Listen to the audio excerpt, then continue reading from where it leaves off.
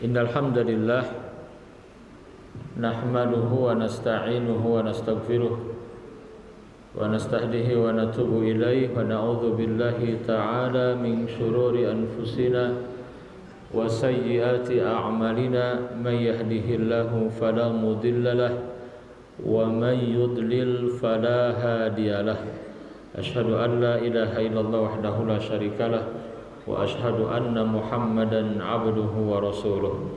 Allahumma salli wa sallim ala hadzal nabiyil karim imamil muttaqin wa qaidil mujahidin wa ala alihi wa sahbihi ajma'in wa man tabi'ahum bi ihsanin ila yaumiddin, amma ba'd.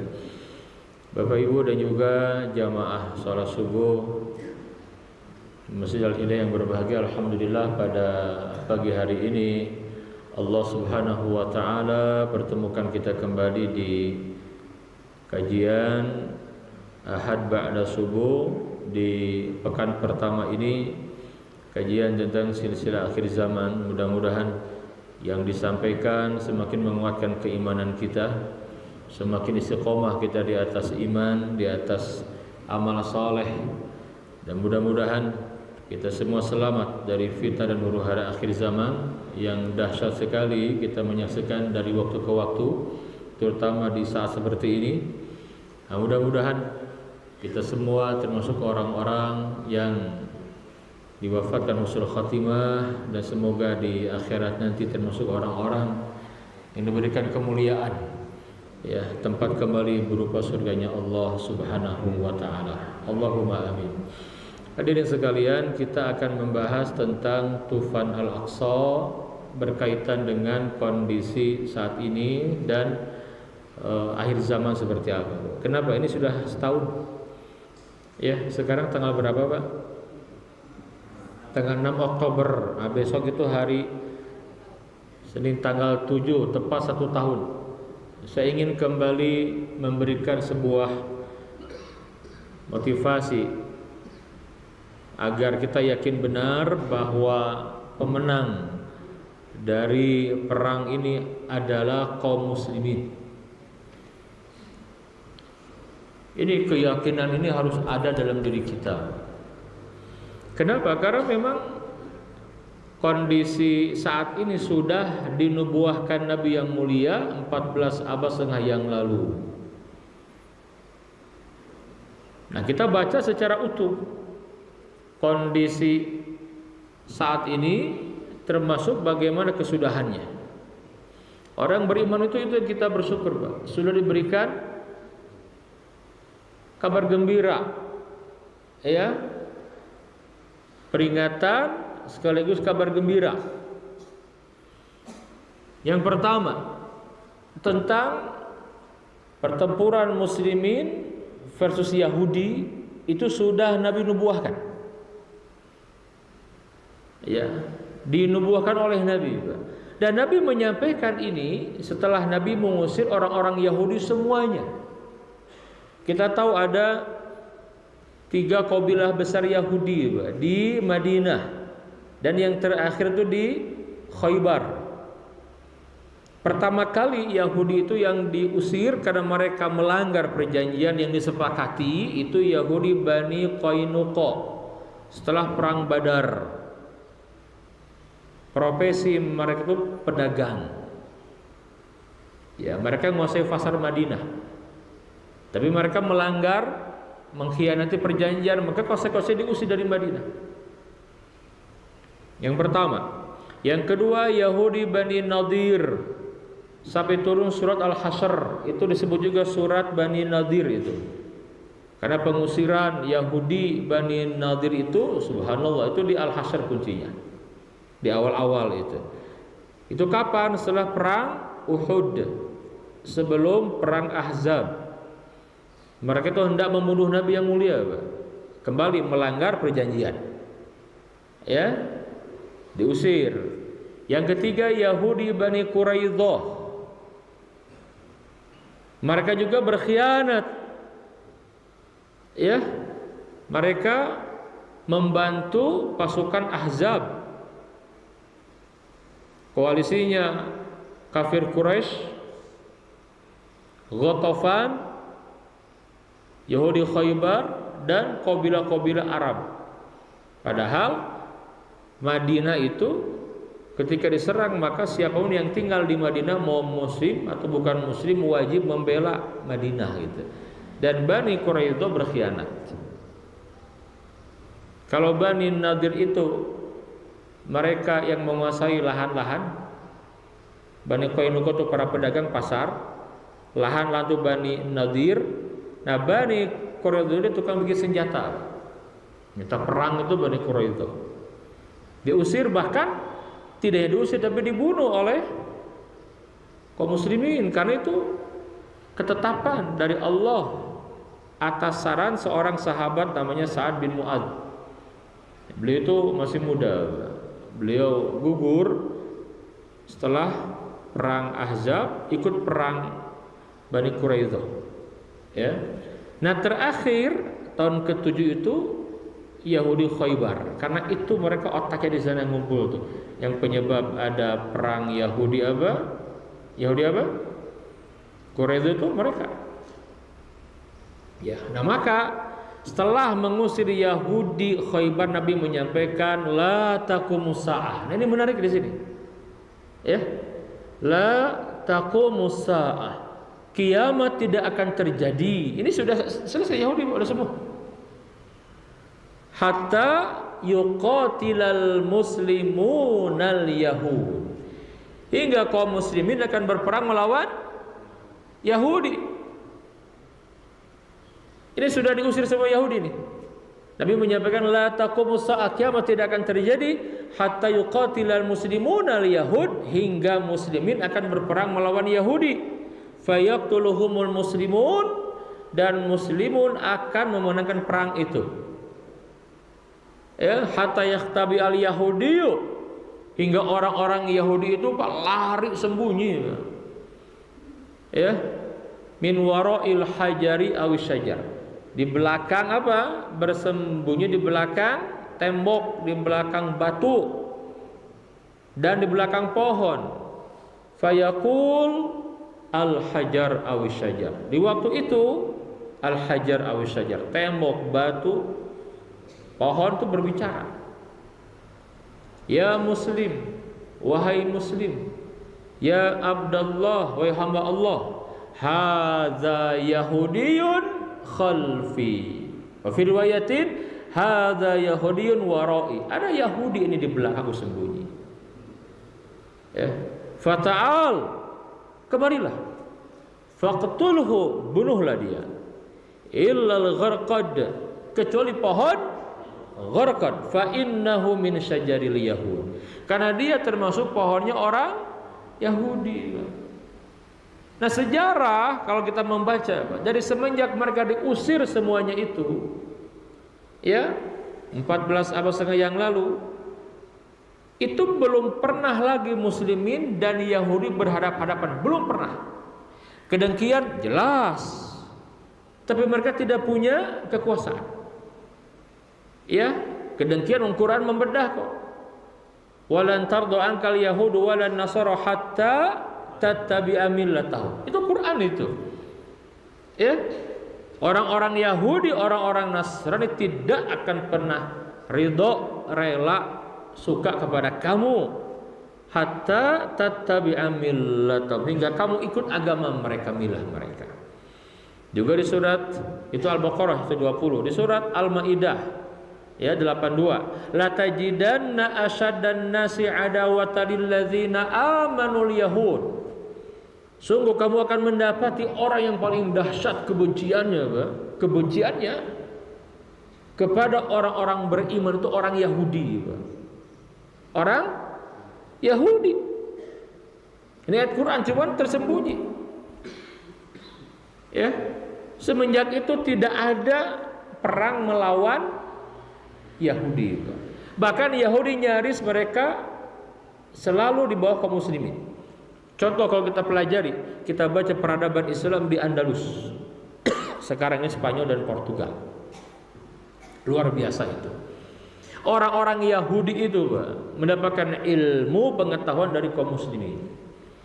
Di masa keemasan muslimin, Ya, ada kampus Cordoba gitu ya, masya Allah, itu belajar orang-orang Yahudi, bahkan tokoh Yahudi, ya, namanya Musa al-Yahud, ya, al-Andalus terkenal. Dia bukan orang Islam, dia Yahudi, dan dia tetap tidak masuk Islam, dia Yahudi, tapi dia seorang ilmuwan.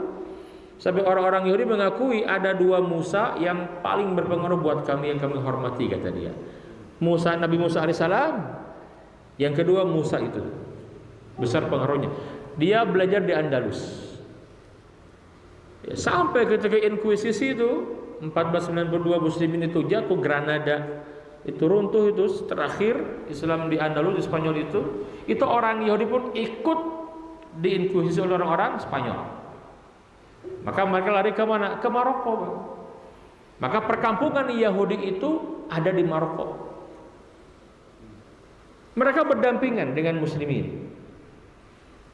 Nah, ketika gerakan Zionisme itu di Palestina, dicaplok ke Palestina oleh penjajah yang brutal, yang jahat itu kan ada gerakan mengembalikan orang-orang Yahudi sedunia. Nah, ada orang-orang dari Maroko dia ke Palestina. Terus setelah mereka tahu, mereka menyesal karena mereka lebih damai tinggal di Maroko. Sejarahnya panjang sekali. Belum lagi nanti ketika Turki Utsmani, itu siapa yang menampung orang-orang Yahudi? Muslimin. Bahkan sampai pada satu kondisi orang Yahudi diberikan hak yang luar biasa sampai dia masuk ke politik, Pak. Turki Utsmani itu munculnya Mustafa Kemal, dia kan orang Yahudi, Pak. Yahudi, tapi dia Muslim gitu. Jadi dia Yahudi. Dia terahnya Yahudi. Dari Donama itu. Yahudi kan kalau sudah punya posisi kelihatan. Nah, di sana mulai ya musibah besar terhadap umat Islam. Yahudi muncul watak aslinya, Pak. Watak aslinya muncul. Artinya apa? Tidak ada berhadapan dengan muslimin. Nah, sekarang ya di abad ke-20 mulainya sampai sekarang 21 kita menyaksikan, betul tidak? Ada perang melawan. Bahkan perang dunia pertama saja, Pak, itu orang Yahudi masih sembunyi, nggak berani, walaupun dia otaknya kan. Bagaimana orang-orang Yahudi itu melobi, ya, si Theodor Herzl itu, gerakan Zionisme itu, dia belum muncul, Pak. Nah, baru 1948 tegas menyatakan berdirinya negara haram Israel di tanah Palestina, Pak. Baru ada perang langsung tuh, perang dari perang 6 hari kan, belum banyak perangnya, Pak, sampai sekarang ya. Nah, jadi ini sudah Nabi nubuhkan, maka para ulama menyampaikan ini sudah gerbangnya. Gerbang apa, Pak? Bukan lagi akhir zaman, tapi penghujung akhir zaman. Penghujung loh, Pak. Karena bicara akhir zaman 14 abad setengah yang lalu Nabi diutus pun itu udah akhir zaman. Nabi menyampaikan bu'itsu ana wasa'ah kahatai. Aku diutus dengan kiamat terjadi jaraknya seperti dua jari ini, kata Nabi yang mulia. Ya. Nabi Isa dengan jari telunjuk dan jari tengah segini, ini perbedaannya. Sedikit sekali gitu. Itu 14 abad setengah yang lalu Nabi akhir zaman. Wa ana akhirul anbiya wa antum akhirul umam. Aku Nabi yang terakhir. Berarti sahabat juga fasal khulafa ar-rasyidun juga akhir zaman. Bahkan fase apa? Mulkan adon hampir 13 abad akhir zaman. Sekarang kita berada di fase mulkan jabriyah yang keempat. Ini udah penghujung, Pak. Makanya muqaddimahnya itu ini gitu. Ya. Jadi ini akan panjang ke depan, Pak. Dan akan mengubah peta geopolitik di Timur Tengah secara khusus dan dunia secara umum. Allah punya cara, Pak. Sekarang siapa yang menyangka makin melebar kawasan, betul tidak, Pak? Coba kita lihat sekarang. Lebanon, terlepas mereka orang-orang Syiah punya kepentingan sendiri, agenda sendiri terhadap Al-Aqsa. Tapi memang sekarang terjadi, betul tidak?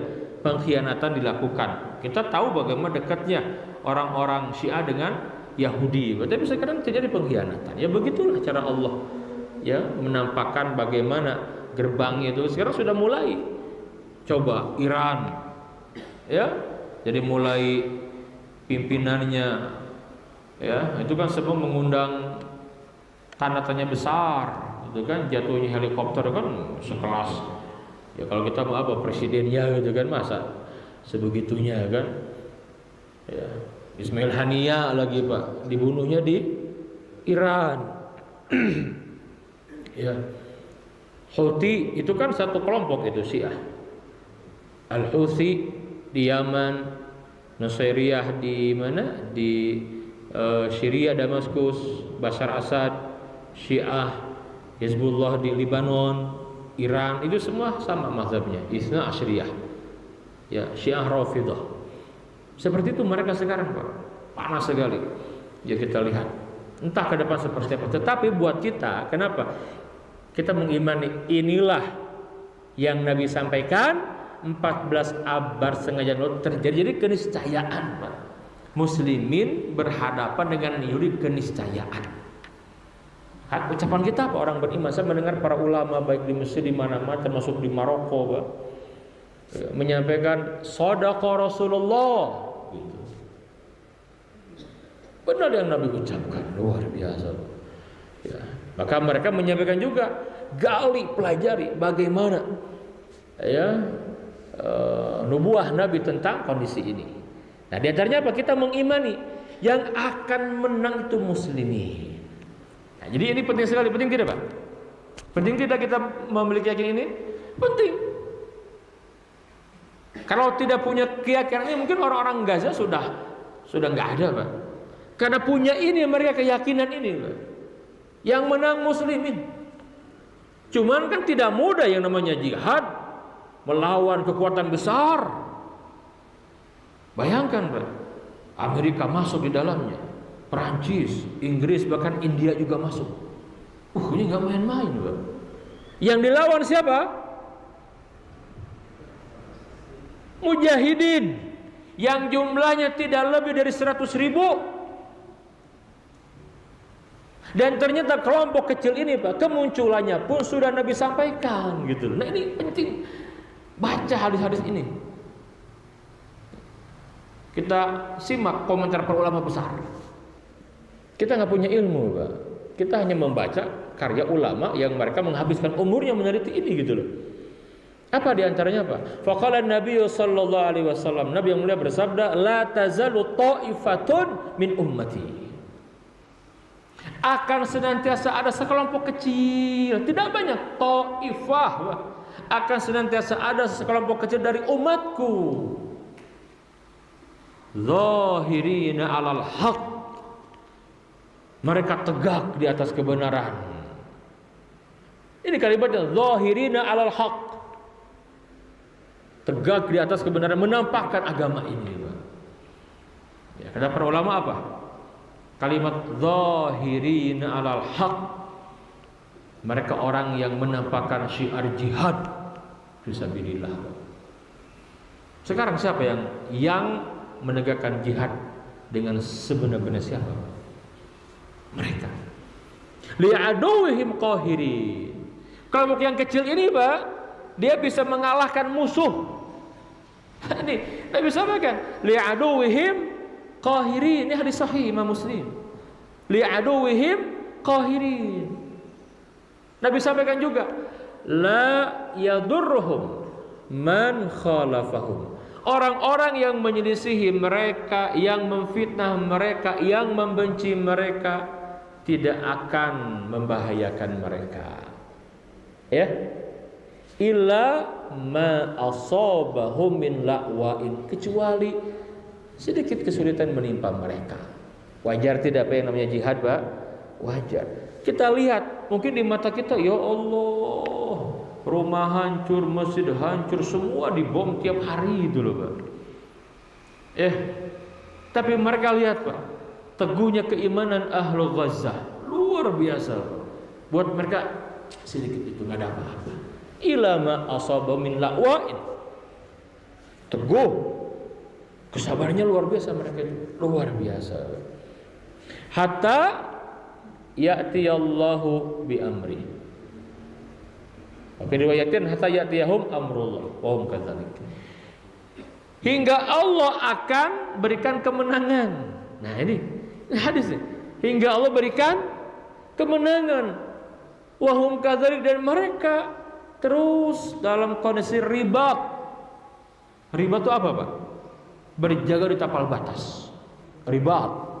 Ya ayyuhalladzina amanu sabiru wa sabiru wa rabitu. Surat Ali Imran itu. Rabitu itu apa? Ribat. Ribat. Itu amalan besar, Pak. Ya, mereka jelas ribatnya, Pak. Itu jalan pintas masuk surga itu terbuka di mereka itu, subhanallah. Ya. Ya. Qalu, sahabat bertanya, Pak. Wa ainahum ya Rasulullah? Di mana mereka itu berada di waktu itu? Nabi menjawab, bi Baitil Maqdis wa aknafi Baitil Maqdis. Mereka berada di Baitul Maqdis dan pinggiran Baitul Maqdis.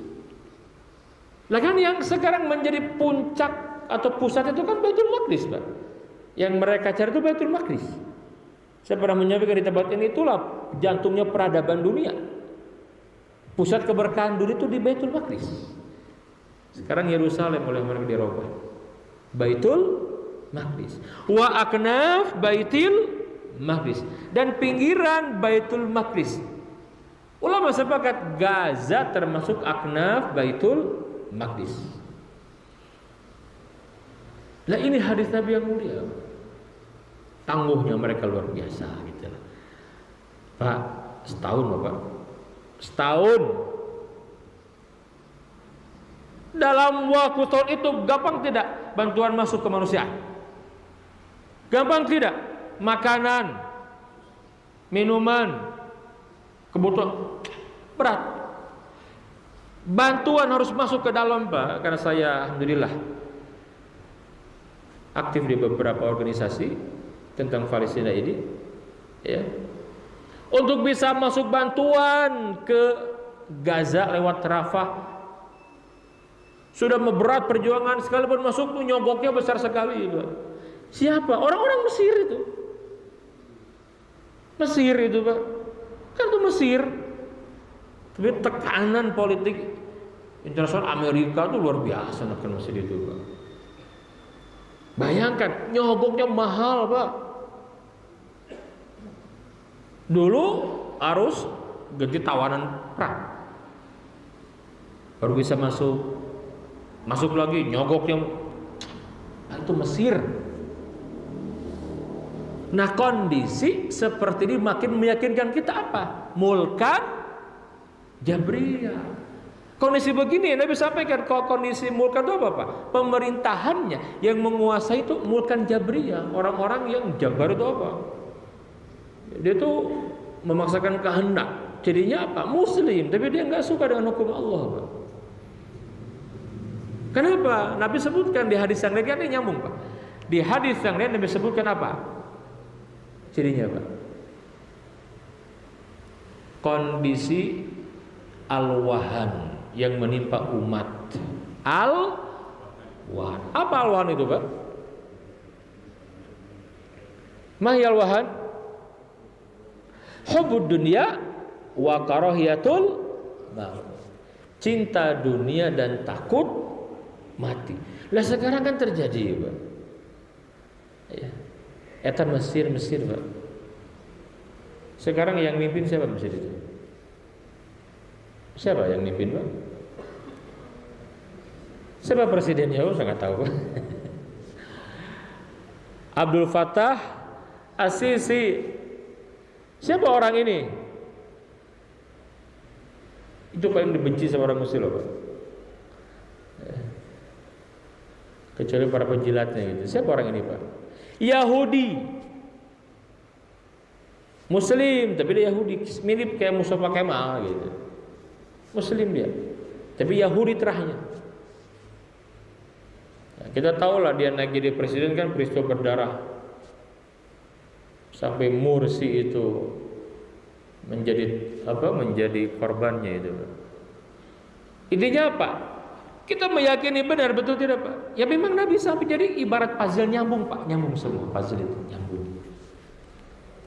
kondisinya. Ya.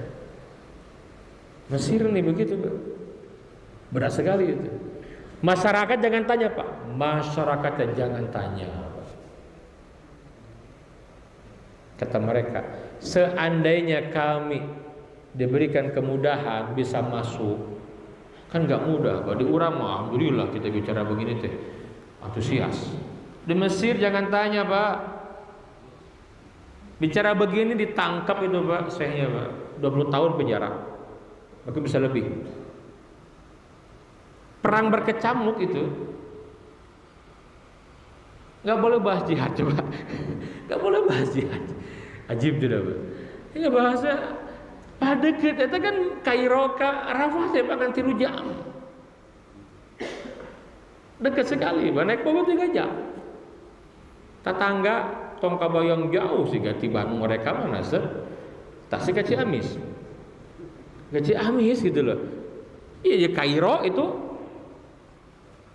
Gaza apa gue cicing tetangga betul tidak Pak? Luar biasa. Tapi memang begitulah kondisinya Pak. Begitulah kondisinya. Jadi ini makin meyakinkan kita nih ibarat puzzle Pak. Wah, ya, udah ngerangkai sendiri nih gitu loh. Ya, ngerangkai. Cuma tadi waspadanya Pak. Nah, munculnya fitnah ini akan disertai dengan apa Pak? Oh, dahsyat. Huru-haranya Pak. Nabi menyampaikan, "Badiru bil a'mali fitanan." Ini kalau sudah begini kata Nabi yang mulia, jangan lagi bermain-main Pak, serius beramal gitu loh. Badiru bil a'mal, beramal fitanan, sebelum muncul nanti fitnah makin dahsyat lagi. Dan kalimat Nabi, kaqita'il lailil muzlim, itu fitnah digambarkan seperti potongan malam yang gelap gulita. Ya, gelap gulita. Fitnahnya itu seperti potongan malam gelap gulita. Yusbihu rajulun mu'minan wa yumsi kafiran. Pagi hari orang masih punya iman, sorenya kafir. Ayumsi mu'minan wa yusbihu kafir, atau sebaliknya, sore punya iman baginya kafir Pak. Jadi kata para ulama, fenomena kafir tanpa sadar, murtad karena lalai, ini terjadi sekarang Pak, terjadi sekarang. Kenapa? Nah tadi al-wahan itu di sini bahasa bagaimana? Yabi'u dinahu bi aradin minad dunya, dia menjual agama untuk mendapatkan dunia Pak. Apa sih yang membuat mereka itu berat membantu saudaranya Pak? Apa Pak? Takut hilang kekuasaan dunia bukan? Dunia, harta, tahta, apa lagi Pak? Wanita Bu. Harta, tahta, citra, keluarga. Makanya Islam ini tidak maju Pak di tangan orang seperti itu. Gak bisa, betul tidak? Ya sekarang aja lah gitu kan, diserang tuh Pak. Itu kan Syiah Pak. Kita malu bener tuh. Sunnina mana gitu loh. Negara Sunnina mana gitu. Kan Mesir itu luar biasa Pak. Saudi gitu kan. Itu bisa ngirim yang makanan waya tuh kerkimo Pak. Betul tidak? Lihat Israel di Amerika nolong apa? Tentara, turunkan tentara apa? Perancis turunkan tentara, Inggris semua gitu. Jihad, perang, orang nolong naon, mereka yang kafan sih kan. Memang itu mentalnya begitu. Gitu. Ya kita mau ada rakyat di sini Pak, kita jauh kan, kita jadi ada hukumnya tuh Pak. Kita mau jauh Indonesia Pak. Yang dekat dikebayang tidak? Aduh, berat ya kebayang Pak. Tapi kan tidak berani mereka. Coba seandainya kompaknya. Orang-orangnya nu simpel mikirnya apa sih kompak kita Mesir teh banyak. Mesir gitu kan, Yordan, Syria sok rempuk kabeh lah beres bae. Geuning enak karek eta tarudal ti Iran geus menggentarkan gitu kan. Sadarieun gitu kan eta si Benyamin Netanyahu yang berambisi, wah langsung nyumput di bunker, dia punya bunker Pak. Bunkernya luar biasa ya. Sunninya mana ya kan PR besar betul tidak? Nah justru kondisi begini itu kalau kita baca dengan nubuah Nabi makin meyakinkan kita memang ini masanya gitu. Makanya Pak, Al-Mahdi sudah kita bahas. Ketika muncul Al-Mahdi ini Pak, Amirul Mukminin fi akhir zaman, itu kan yang pertama jadi membebaskan Arab, Jazirah Arab dari cengkraman orang-orang yang begitu pemimpinnya. Kita melihat betul tidak Pak? Ini real sekarang terjadi Pak. Ya. Makanya jangan salahkan orang-orang Gaza Palestina Pak. Kenapa mereka itu kemudian membangun komunikasi politiknya dengan negara Syiah? Karena yang memang real sekarang memberikan bantuan orang-orang Syiah. Walaupun mereka punya agenda sendiri, Pak. Itu kan pernah dikuasai Syiah itu. Jadi Aqsa dulu, Pak. Syiah Fatimiyah, betul tidak? Sejarahnya begitu. Jadi punya agenda mereka, punya agenda sendiri, agenda politik juga punya akidah yang berbeda dengan kita kaum muslimin. Ya. Nah, masalahnya orang-orang Sunni tidak serius seperti mereka gitu. Ini PR besar. Tapi kembali satu sisi Pak, di sisi yang lain kita meyakini memang ini adalah mulkan Jabriyah. Selamat datang di fase mulkan Jabriyah. Memang ini kondisinya Pak. Jadi kekurangan non batinon Pak, gitu non, genok gitu ya. Sehingga mun antum presiden Mesir sebenarnya buka we lah gitu ya. Buka Rafah guys. Dulu kan sempat pas sama Mursi, betul tidak Pak? Mursi naik itu kan langsung kan dibuka. Itu langsung menakutkan sekali. Dibuka bantuan karena kan gampang lewat Rafah itu. Makanya langsung ditekan ya. Subhanallah, menkompak gitu ya. Nah, tapi kembali kondisi begini sudah Nabi sampaikan. Nah, buat kita apa pelajarannya? Yang pertama kita belajar dari orang-orang Gaza, Pak. Betul tidak, Pak? Yang pertama belajar ketangguhan iman mereka. Subhanallah. Makanya medan perang terberat. Ini para pengamat militer dunia menyampaikan Gaza. Di Gaza gede itu Pak, Gaza itu Pak? Gede enggak? Ayah hutan dari Gaza. Jika diurang ayah itu leweng. Oh, itu padang pasir begitu Pak. Yang pernah ke Palestina pasti tahu Pak. Kebayang gitu ya. Saya kebayang karena alhamdulillah saya sering ke sana Pak. Kebayang Pak. Kan mun ayah leweng memberen hutan gerilya, betul tidak Pak? Lah ini enggak ada Pak, maka di bawah gitu kan. Di bawah. Kabayang di bawah bikin terowongan tunnel-tunnel itu. Eta lamun dibom, eta kan mereka mengukur bom itu sih sekupah pada bom karena berapa sampai kedalaman berapa. Ya lamun deet gimana sih? Dia bom hancur, betul tidak Pak? Nggak dibom dia, tapi pasti kuat. Berarti dasar sekali, dalam sekali. Itu perlu ilmu, betul tidak? Dalain cacing orang temanya. Kita manusia bertahannya luar biasa. Itu bertahan. Ya bayangkan masih araya Pak, setahun masih pada hidup, masih berjuang terus ngelawan gitu loh. Dahsyat tidak Pak? Dahsyat. Alamat ini ada tanda-tanda kebesaran Allah kata para ulama itu. Susah dinalar Pak. Ayo sekarang siapa yang berani Pak? Perang digempur zaman Kiwari gitunya, kekuatan dari mana-mana Pak. Mungkin nggak usah perlu nunggu bulan, tahun Pak. Mungkin hitungan hari sudah pada ini Pak. Betul tidak? Pong dulu aja perang 6 hari kita tahu bagaimana dasarnya itu ya. 6 hari Pak. Mesir kalah, Syria kalah 6 hari itu. Negara itu. Lah ini Gaza Pak. Coba lihat lagi di peta Gaza. Gaza Pak. Diharapkan laut gitu kan. Laut dikuasai oleh Yahudi coba itu. Ada jaraknya, kalau lebih itu kan ditenggelamkan. Seluruh perbatasannya itu di hisor apa hisor itu Pak? Hisor itu apa? Dikepung tembok. Keluarnya lewat mana? Ya Rafah itu. Dan terowongan yang sekarang misteri itu, nggak ada yang tahu tuh. Gimana terowongan itu Pak? Emang terowongan letik itu ya lain Pak. Itu bisa masuk apa? Kendaraan, bayangin. Bisa masuk kendaraan, bisa kamana eta teh? Tongboro urang Pak. Sekelas intelijen mereka tidak tahu. Bayangin, intelijen mereka itu Mossad kan hebat. Enggak tahu mereka gimana. Maka mereka paling takut kalau udah masuk terowongan, nah udah wassalam itu. Ya kan asup mungkin tahu masuk, tak apa keluar gitu kan. Kemana keluar? Makanya kalau sudah masuk terowongan pasti ujungnya apa? Mati.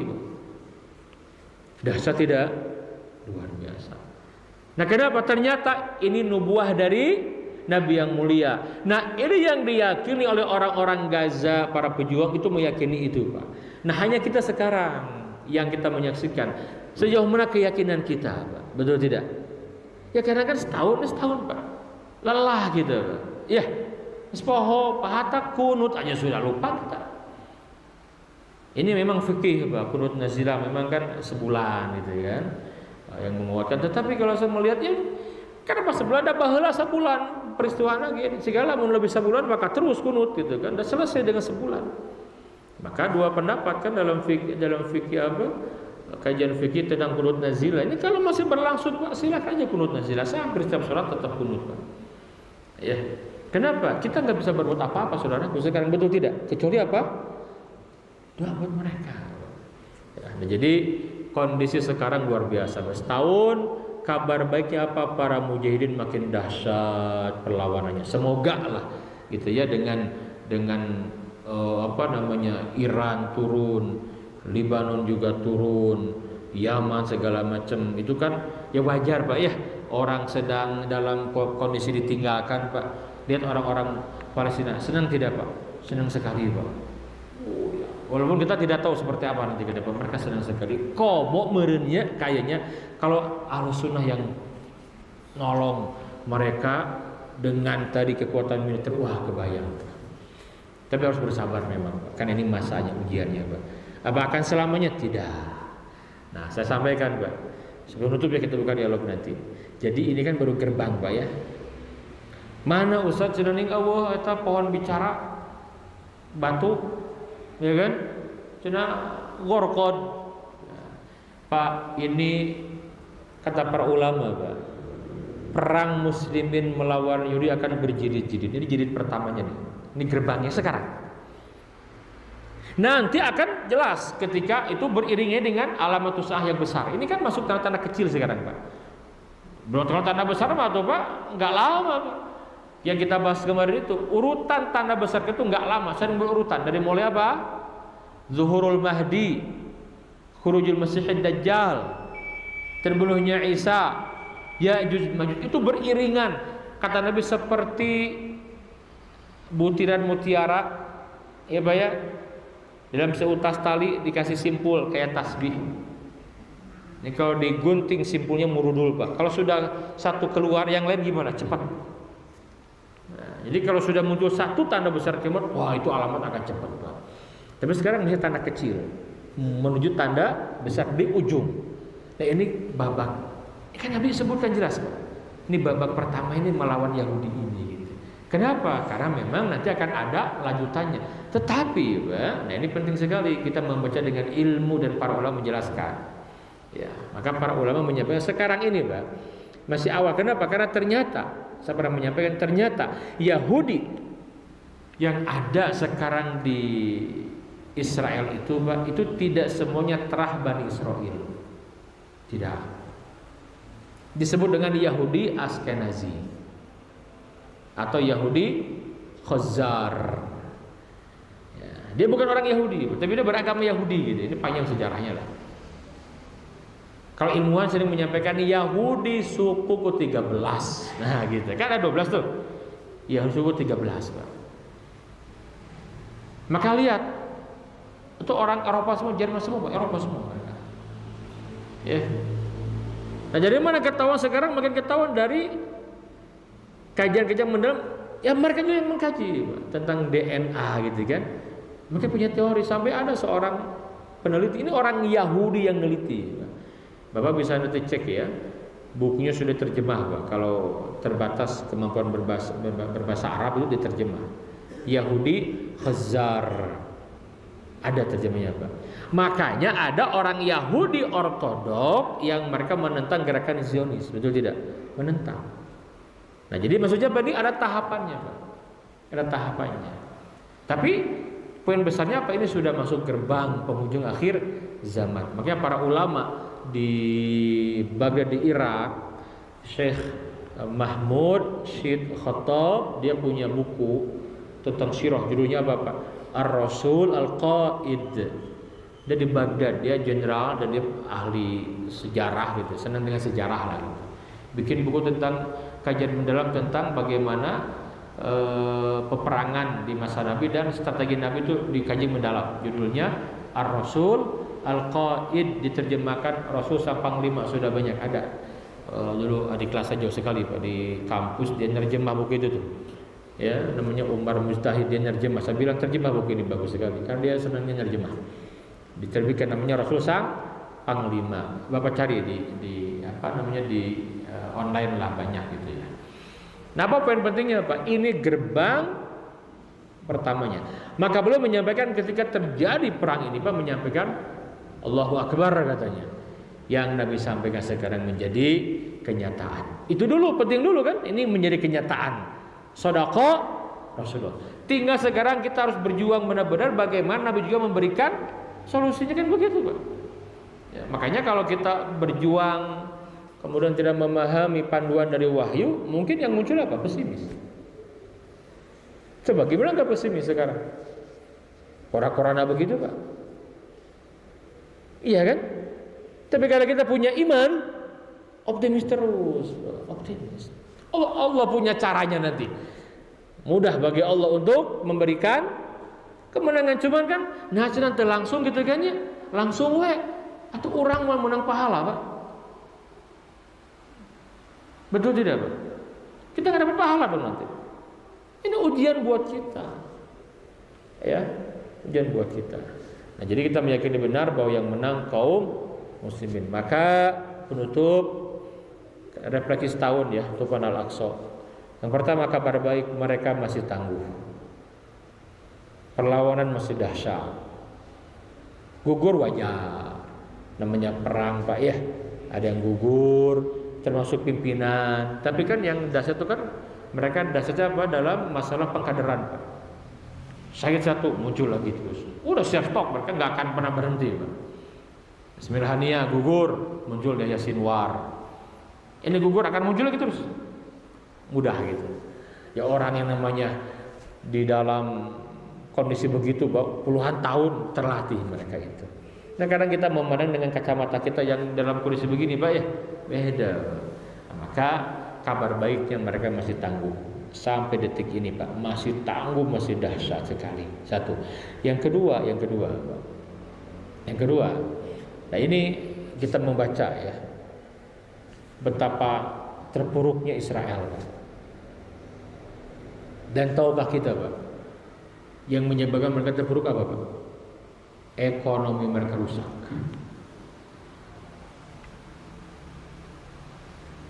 Gara-gara apa Pak? Gerakan boikot.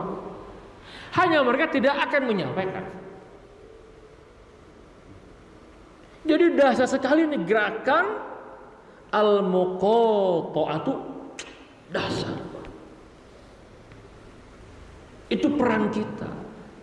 Dan itulah kunci jawaban dari Allah mengalahkan Yahudi, surat Bani Nadir atau surat Al-Hasyr itu Pak. Itu ayat tentang boikot. Wa qadhafa fi qulubihim ru'b. Mereka itu kan takut sekali Pak di sini Pak. Nah, gerakan boikot ini tidak hanya orang Islam, dulunya orang Islam, itu pun juga dengan permainan mereka selalu dimunculkan kan ulama memfatwakan wajib boikot produk Yahudi, muncul ulama yang ini yang dibayar itu kan agar selalu begitu Pak. Tapi sekarang Pak, tidak hanya ulama muslimin, orang-orang di barat di mana sudah terbuka sekarang Pak. Kesadaran atas dasar kemanusiaan mereka memboikot, maka banyak perusahaan yang sekarang oleh di Amerika sendiri Pak. Ya, saya nggak tahu kita ngikuti atau tidak gitu loh. Ini kabar baik bukan? Kabar baik. Emang perang itu murah? Itu sekalinya Pak. Apa namanya itu? Teknologi apa yang untuk menangkap? Iron Dome. Sekali meluncurkan untuk menggagalkan roket itu berapa miliar itu Pak? Ini saku malu-malu kita kemudian arisa tahun banyak betul tidak? Lah Amerika sendiri kan dia bukan hanya ngurus Israel kan juga. Nah, ini menarik Pak. Ya. Apa pesannya Pak? Lakukan peran sekecil apapun. Karena itu amal soleh. Di kita bagaimana Pak? Boikot. Serius, boikot itu luar biasa. Kita masih kalah sama Malaysia Pak. Itu Malaysia luar biasa. Jadi di Malaysia itu Pak, dibuat malu kalau kita Muslim siapapun misalkan beli produk yang jelas milik Yahudi, kan sekarang gampang ngeceknya Pak. Atau misalkan makan di tempat-tempat yang jelas itu restoran seperti milik Yahudi gitu, dibuat malu Pak itu oleh masyarakat itu, diviralkan gitu. Di kita masih belum begitu Pak, masih belum serius. Kalau nggak diingatkan tuh lupa kita, betul tidak Pak? Ini hari ini ada, kita ada aksi boikot, ya. Ya, kita ingatkan lagi setahun. Sekarang coba Pak, kita bisa berbuat apa Pak? Bapak siap jihad ke Gaza? Siap tuh? Siap. Serius siap. Ini kalau beliau gecer pernah ada yang suara patusan di sini. Wayah kieu biasana naon geus di masjid Pak? Teh manis, nasi kuning, bala-bala. Di ditu makan teh hese. Sekali dapat makanan apa coba Pak? Kandung kan nggak biasa Pak.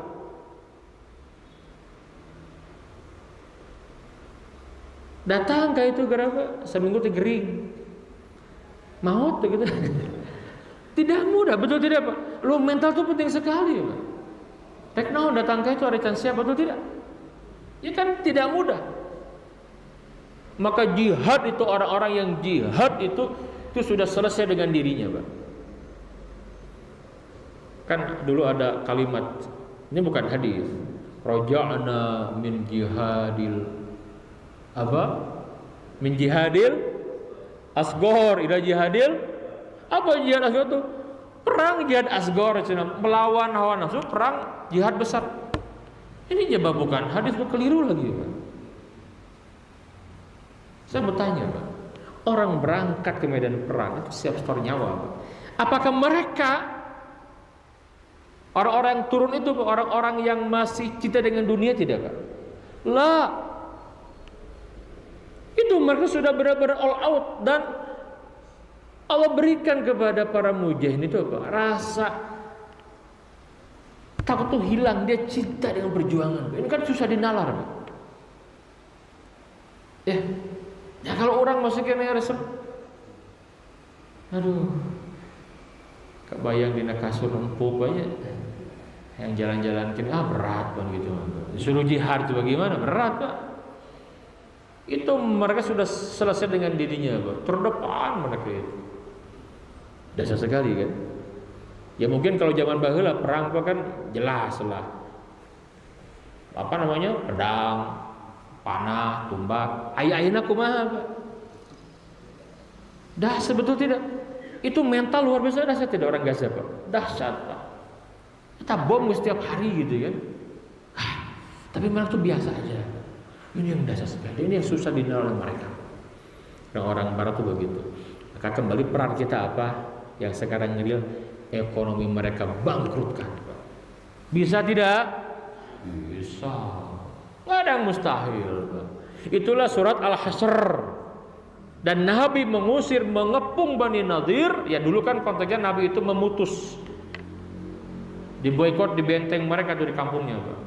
Air yang diputus, pohon-pohon kurma ditebang. Itu kan mereka bilang begini, Muhammad katanya kamu ini ngelarang. Coba saya tahu tuh Saudi itu. Katanya kan perang di ajaran kamu nggak boleh itu nebang pohon segala macam gitu kan. Itu dosa tahu gitu. Yahudi kurang ajar begitu Pak. Rasul yang menyampaikan, betul tidak? Itulah Yahudi gitu kan.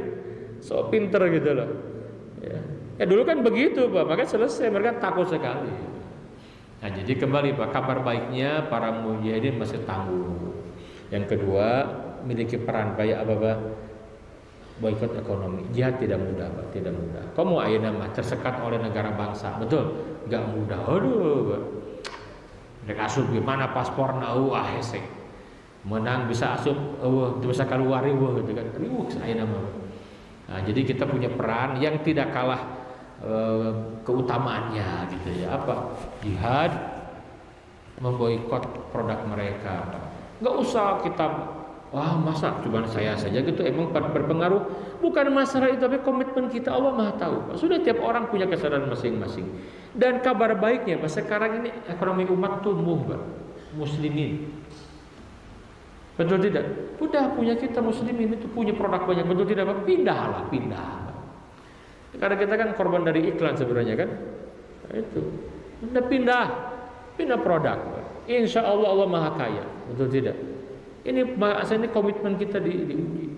Itu MUI sudah jelas fatwanya berkali-kali memfatwakan haram. Jangan lagi begini jangan membesarkan ekonomi mereka. Jangan. Di situ peran kita. Yang terakhir apa, Pak? Yang terakhir saya menyampaikan siapkan diri kita karena ke depan kita tidak tahu huru hara seperti apa. Nah, kabar peringatannya apa, Pak? Setiap muncul tanda-tanda kecil kiamat, muncul fitnah, terus begitu. Muncul fitnahnya ada, begitu. Dan fitnah itu yang menjadi objeknya apa? Iman kita. Di negeri kita, saya sekarang Pak udah gak karu-karuan, Pak. Di negeri kita udah gak karu-karuan, Pak. Munculnya orang-orang yang menyesatkan umat, betul tidak? Banyak sekali, Pak. Sampai umat itu udah gak bisa membedakan lagi. Kayak hal-hal yang itu berbahaya secara akidah dianggap biasa karena seringnya berulangnya, dianggap biasa. Itu fitnah besar padahal, betul tidak? Nah, maka kembali di balik kondisi ini sebenarnya kembali ke diri kita sendiri. Karena sedang dahsyat sekali huru haranya, jaga iman kita, jaga akidah kita, selamatkan iman kita, selamatkan akidah kita. Karena kita nggak tahu umur. Viral kemarin punya artis senior yang meninggal, sahabu. Oh, apal. Sahabu Mari saha suamina teh Ikang Fauji sabara bulakna teh 2 ararapa kabeh. Tapi itu pelajaran Pak, bosan pelajaran Pak. Subhanallah. Ya kita melihat dari gelagat tanda-tandanya dia orang baik. Total hijrahnya. Sampai dia kan dipecat, kan dia politikus juga Pak. Gara-gara apa coba Pak? Kan diusung ke partai Islam lah. Nah, itu kan diusung dulu jadi wakil gubernur kan. Nah, dia cuek ikut aja ya, dipecat marah kan. Partai yang sebelumnya gitu kan cuek dia mau belajar jadi luar biasa. Semoga lah itu kan tanda kematian yang baik Pak. Betul tidak Pak? Iya. Pelajarnya Pak, itu kematian itu nggak ngasih tahu, betul tidak? Kayak siang lagi masih beraktivitas, masih ngajar di mana-mana kan dosen. Malam meninggal kaget kan. Nah itu maksudnya apa Pak? Jaga iman kita, jaga iman kita Pak. Karena ujian di negeri itu tuh kita imbasnya fitnah. Nah yang jadi tantangan keimanan kita. Jangan sampai kita ngaku beriman padahal iman sudah nggak ada. Nauzubillahi min dzalik. Wala tamutunna illa wa antum muslimun. Allah alam bisawab. Jam 6 kurang 5 Ustaz ya. Kalau ada dialog pertanyaan ya refleksi sajalah, mengingatkan kita akan tufanul akhir setahun dan kabar baik sekaligus peringatan buat kita. Demikian yang disampaikan. Subhanakallahumma wa bihamdika asyhadu an la ilaha illa anta astaghfiruka wa atubu ilaik wa akhiru da'wana anil hamdulillahi rabbil alamin. Assalamualaikum warahmatullahi wabarakatuh. Waalaikumsalam warahmatullahi wabarakatuh. Alhamdulillahirabbil alamin. Pada pagi ini walaupun tidak ditayangkan tapi luar biasa ini. Ini dua yang paling utama adalah satu, kita menonton jihad sekarang itu ambil pelajarannya.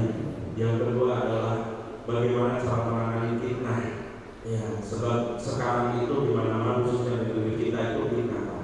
Nah, kita tuh memang wajib ya untuk melawan kedua-duanya. Jihadnya seperti apa? Gitu. Nah itu sudah disampaikan oleh Rasulullah bahwa di zaman itu fitnah. Sehingga kita sekarang ini tidak bisa mana ulama yang lurus, mana ulama yang bengkok. Itu kan sekarang kalau kita buka di YouTube itu sudah pusing Pak gitu ya. Masa ada ulama mengaku kontak dengan malaikat, kontak dengan Allah gitu. Mungkin bagi kita, usia-usia kita itu mungkin sudah ada dasar. Coba nanti generasi kita kemana? Generasi yang akan datang itu, ya anak-anak kita mana sudah susah ya pengajian juga anak-anak muda. Ya generasi, nanti begitu generasi kita nggak ada, kemana gitu kan? Nah ini Jadi sedikit walaupun mungkin tidak keberhasilan kita adalah seperti apa, wallahu a'lam, tapi harus ada bagaimana kita untuk berjihad. Ya, jihadnya nggak usah bawa parang-parang, bawa peruncing segala macamnya. Yang kedua, bahwa kalau sekarang satu negeri sedang dijajah, ya, contohnya dulu Indonesia sedang dijajah. Apa ada negara lain yang bahagia? Ada yang susah? Ada juga, Pak. Saja dulu Indonesia dijajah, negara mana yang senang Indonesia dijajah? Ya ada, karena punya keuntungan juga. Nah mungkin sekarang juga gajah sedang begitu, Palestina sedang seperti dijajah seperti itu. Ada negara-negara lain yang justru senang karena mendapatkan keuntungan ya secara duniawi tadi gitu. Jadi ini semua sudah begitu. Nah kalau kita sekarang kalau ada kawan siapa ya saya dengar tuh. Jadi sekarang Asia ke sini aman, ya. Sekarang yang ke sana yang tidak aman kayaknya gitu. Dulu tahun 60-an ya Asia yang kacau, ke sana yang aman. Nah, apakah betul seperti itu? Ini siklus peradaban pertukaran itu, wallahu a'lam, saya bukan ahlinya, tapi mungkin nanti suatu saat bisa ada yang seperti itu. Apakah betul gitu? Ya, pada tahun 1900-an awal itu Asia kan, Asia sampai ke Afrika, sampai ke mana itu yang kacau. Tapi alasannya jadi Arab itu aman, gitu. Sampai mereka membantu ke Asia, ke Afrika. Nah, sekarang dibalik. Nah, ada sama yang terbuka, agak ramai dari Asia. Mana negara Asia sekarang, Asia Afrika aman sampai Rwanda aja aman, Pak. Iya, Afrika sama Rwanda dulu yang negara paling miskin katanya dulu Rwanda itu. Ya, sekarang bagus ekonominya, pembangunan kita dan sebagainya. Nah, jadi apakah itulah yang terjadi? Wallahu a'lam. Tapi mungkin siklus itu bisa saja terjadi. Ya, kalau sekarang kita merasa aman di sana negara itu, mungkin saja suatu saat kita juga akan kembali dan mengalami seperti itu. Tapi apakah kita akan terjadi? Tadi seperti saya katakan, jaga iman, karena kita juga tidak tahu. Tapi yang paling utama, wariskan semuanya ini kepada generasi yang akan datang. Itu aja bisa mungkin nih. Saya pertanyaan sana ini. Enggak terangkum, kalau ada boleh silakan. Masih ada waktu boleh silakan. Iya.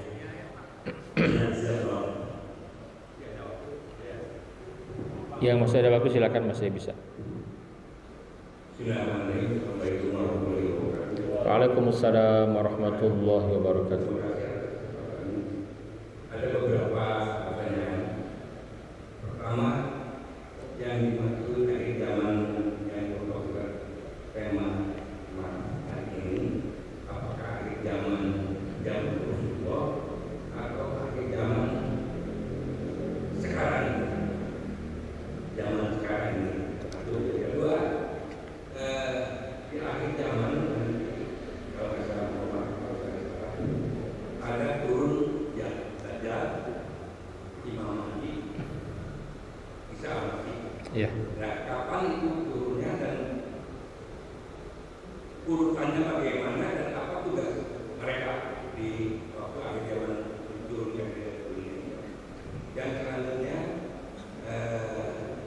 ini perang Palestina ini kalau kita sudah puluhan tahun. Iya. Jadi kami akan bilang nanti muslimin akan menang. Ini ya, kita ini karena orang yang mungkin imannya masih tipis dan tidak sabaran. Kapan ini menang? Kalau dia tadi tayangan TV itu sangat menyedihkan. Iya. Tiap hari di rumah rusak semua. Iya. Tiap hari yang terbunuh puluhan, ada sekarang sampai 2.000. Iya. Ya itu kita ini menunggu, mohon Allah itu disegerakan kemenangan itu. Amin. Ya. Yang selanjutnya tadi usaha kita yang mudah itu baik Pak. Terus terang saya pribadi nggak tahu barang-barang apa yang harus di baik Pak itu, karena saya sendiri nggak tahu mana produk luar. Sebab yang di Indonesia ini hampir semua produk luar, termasuk kancing peneliti juga Luar ya. produk luar. Ya. Jadi apa Baik. yang saya nggak paham. Baik. Baik. Itu yang terima kasih. Assalamualaikum warahmatullahi wabarakatuh. Waalaikumsalam warahmatullahi wabarakatuh. Langsung Ustaz? Mungkin bisa disambung dengan satu pertanyaan. Boleh, silakan. Terima kasih. Jadi pertanyaan saya berkaitan dengan isi pertanyaan yang pertama kaitannya dengan poin tadi. Saya bisa tanyakan adalah bagaimana kita menyampaikan, menyatakan tingkat keharaman dalam lalu ini. Baik. Sering kita mengatakan ini haram, Ya. Bisa. Baik. Terima kasih. Baik, yang pertama tentang akhir zaman ya Pak ya. Saya tadi sudah sampaikan sekilas. Jadi begini, kalimat akhir zaman itu dikenakan oleh Nabi yang mulia Pak. Nabi semua tidak pernah menyampaikan. Karena kalimat akhir zaman itu Nabi yang membawa. Nabi Muhammad itu menyampaikan istilah itu. Ya, adapun para nabi sebelumnya menyampaikan bahwa akan ada nabi yang terakhir, itu sudah disampaikan. Ya. Nabi Isa sendiri Pak, Nabi Isa alaihissalam itu Allah berikan kemuliaan apa coba? Yang pertama beliau sebagai seorang nabi dan rasul, bahkan ulul azmi Pak. Nanti kita bahas ke depan khusus Nabi Isa Pak ya. Ini karena momentum setahun saja Tufan Al-Aqsa saya ingin menyampaikan itu hikmahnya. Nah nanti Nabi Isa alaihissalam itu dia menyampaikan apa coba? Dia sangat ingin menjadi sahabat Nabi akhir zaman. Allah kabulkan Pak. Maka nanti ketika Isa ibn Maryam turun, kan tadi hanya urutan juga ya. Udah kita bahas kemarin itu. Itu alamah, itu tanda-tanda besar kiamat. Yang pertama zuhurul mahdi. Al-Mahdi itu muncul. Nah Al-Mahdi ini itu transisi dari tanda kecil ke besar. Jangan main-main, makanya jangan sembarang kita percaya orang hanya kelihatan irung mancung gitunya, ya narada lega, ngaku disebut Al-Mahdi percaya. Ini kan juga kita kan musibah juga kita aja karena nggak punya ilmu, ya kan? Udah gitu memang, tapi kan dia nggak ngaku Al-Mahdi ya, dia nggak ngaku tapi ente pengikutnya itu maksakan orang itulah Al-Mahdi, ini parah juga kan gitu. Itu harus dipahami dengan benar. Nah jadi dikabulkan Nabi Isa itu ya nabi dan ulul azmi yang diangkat ke langit, belum wafat. Itu akidah kita Ahlussunnah ya, belum wafat. Nanti Nabi ketika Isra Mi'raj naik ke atas langit yang kedua bertemu dengan Nabi Isa. Apa Nabi Isa sahabat? Orang yang bertemu dengan Nabi dia masih hidup beriman, bahkan meninggal di atas iman. Nabi Isa itu Pak, di langit itu ketemu dengan Nabi yang mulia. Kan di antara para nabi yang masih hidup, Nabi Isa yang sudah berapa pasal kan ketemu Nabi Adam. Yang pertama, yang kedua ketemu Nabi Zakaria, Yahya. Zakaria, Isa itu kan Yahya dan Nabi Isa. Itu kan sepupuan Pak. Terus ke atas juga. Yang hidup Nabi Isa yang masih hidup, bagi dia sahabat Nabi. Nah ketika turun nanti dia bukan sebagai Nabi, kan orang sering menyampaikan kalau begitu bukan Nabi terakhir Nabi Muhammad. Kan Isa akan turun, itu alasan di antara mereka menolak Isa turun itu kan ada orang-orang Mu'tazilah menolak. Kita jawab, Nabi Isa ketika turun bukan sebagai seorang Nabi, sebagai umat Rasulullah, sahabat Nabi itu kan. Hadisnya banyak sekali. Jangan salah, jadi turunnya Nabi Isa bukan sebagai Nabi, tapi sebagai umat Rasulullah. Bahkan sahabat Nabi. Banyak hadisnya Pak. Banyak hadisnya. Itu urutannya Pak. Al-Mahdi muncul, nanti Dajjal keluar. Dajjal berapa hari? 40 hari 40 malam. Hari pertama bagaikan 1 tahun, hari kedua laksana 1 bulan, hari ketiga bagaikan 1 minggu, sisanya seperti hari-hari kalian. Totalnya berapa? 1 tahun 2 bulan.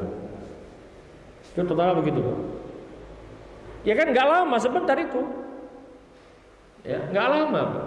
Kalau sudah Dajjal muncul dan semua tempat didatangi sama Dajjal sebagai oknum makhluk, maka nanti akan turun Nabi Isa alaihissalam.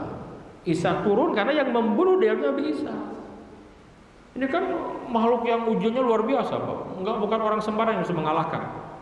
Yang spesial disebut Nabi Isa Allah siapkan. Banyak hadisnya Pak. Nah nanti kalau Isa udah turun, jihad. Nah itu tuh hadis yang pohon gorkot bicara tuh di sana nanti. Ya Pak ya. Jadi hadis yang secara tekstualnya itu begitu. Kalau sekarang orang bisa memanit kontekstualnya begitu. Oh berarti jangan jadi pohon gorkot, maksudnya jangan diem gitu loh. Kalau kalian diem tidak menyuarakan kejahatan Palestina, kejahatan Israel, nanti kalian pohon gorkot. Nah, sekarang begitu penafsirannya Pak. Ya boleh-boleh saja. Jangan diem. Kalau kita nggak mau ngomong di sosial media nih menampakkan kejahatan kebrutalan si Yahudi, kita pohon gorkot nyembunyiin Yahudi itu. Jangan jadi pohon gorkot. Tapi nanti tekstualnya hadis itu diimani sebagaimana tekstualnya itu akan begitu nanti. Tapi ini masuk kategori tanah besar. Karena dia sudah keluar dari kebiasaan dari sunnah yang biasa. Itu tanah besar. Bahasa kerennya Bapak, extraordinary lah, keluar dari sunnah itu udah biasa. Gitu Pak ya. Jadi nanti akan turun Nabi Isa, jihad terjadi. Dajjal dibunuh, Yahudi selesai di Palestina Pak, habis oleh Yahudi Pak. Baru Ya'juj Ma'juj turun. Masih di sekitar itu saja ya Pak ya, dan lain-lain. Nah jadi akhir zaman itu bagaimana? Akhir zaman itu ya kita umat Rasulullah. Hanya Nabi membagi fase. Bapak kalau ikut dari awal saya pernah sampaikan. Umat akhir zaman itu Nabi menyampaikan ya secara perjalanan itu ada 5 fase. Nabi sampaikan Pak dengan lisan Nabi wahyu Pak. Qat'i itu. Pertama fase nubuwah. Sudah selesai kan dengan wafatnya Nabi kan 23 tahun Pak. Kedua fase apa Pak? Fase al-khulafa ar-rasyidun. Nabi sebutkan terbaik itu ya kan 30 tahun. Ketiga apa fase? Mulkan Aldon. Raja yang menggigit. Dia kan masih menyerahkan Quran Sunnah. Konteks sekarang satu pemerintahan, tapi dia tetap memegang Quran Sunnah walaupun memang cara milih pemimpin itu suksesi kerajaan. Tapi dia masih memegang Quran Sunnah sebagai sumber hukum. Nah, ulama ini kan ulama menyampaikan berakhirnya fase ini ketika runtuh Turki Utsmani sebagai kekhilafahan berakhir tuh 3 Maret tahun 24 Pak. Nah sekarang masuk fase mulkan Jabriyah dan kerasa benar. Ini kan Nabi mensifati kondisi pemerintahannya, penguasanya. Apa Jabriyah itu Pak? Dia diktator Pak. Muslim tapi diktator. Muslim tapi dia sama orang kafir. Muslim tapi dia itu tidak menerapkan hukum Islam. Muslim tapi dia zalim kepada. Itu ciri-cirinya itu. Sekarang kebuktian. Nah kalau sudah begini kata Nabi yang mulia, tsumma takunu khilafah ala minhajin nubuwah, akan ada kekhilafan terakhir. Tapi itu sudah dekat hari kiamat Pak. Itu urutannya Pak ya. Makanya saya katakan tadi ini akhir zaman itu udah dekat. Ibarat buku Pak, buku seberapa ribu halaman. Bab terakhir itu namanya bab terakhir buku itu kan tebal tuh. Bab terakhir itu apa? Umat Rasulullah gitu loh. Muhammad dan umatnya. Itu tuh bab terakhir. Jadi nggak ada lagi manusia umat itu nggak ada lagi. Setelah umat itu nggak ada lagi. Ya. Makanya Nabi itu kan diutusnya sebagai rahmatan lil alamin. Bukan cuma untuk satu kaum, untuk semua. Gitu Pak ya. Nah, jadi tadi saya menyampaikan urutan seperti itu. Tadi tentang boikot Pak. Tentang hukum haramnya boikot. Jadi secara zat tidak haram Pak. Kalau memang dia halal ya halal. Tidak boleh kita menghukumi yang zatnya halal jadi haram, tidak boleh. Tidak boleh. Halal ya halal. Walaupun yang buat Yahudi, kalau memang proses halal ya halal. Tetapi apa sekarang kondisinya Pak? Karena boikot ini bagian dari komitmen kita. Makanya haram di sini bukan haram kepada zat, ya, sikap kitanya Pak. Ada banyak dalil istimbat para ulama di yang itu ada. معلش تفضل على الخير بسألك سؤال لكن أنا معلش بفتح تجارة أول بعدين شوية إن شاء الله تواصل بنا إن شاء الله. السلام warahmatullahi wabarakatuh. Begitu Pak ya. Jadi bagaimana Pak? Bukan zatnya, bukan. Contoh Pak. Dalam satu kondisi Bapak ini darurat sekali. Misal apalagi yang sering ke luar negeri lah, paham? Ya, paham Pak. Kita sudah nggak ada pilihan nih. Nggak ada pilihan, ya sudah. Dalam kondisi begitu kita bisa menggunakan. Walaupun hukum asal kan boleh gitu kan. Cuma sekarang kalau sedang jelas sekali juga. Bayangkan keuntungan mereka itu kan besar sekali Pak.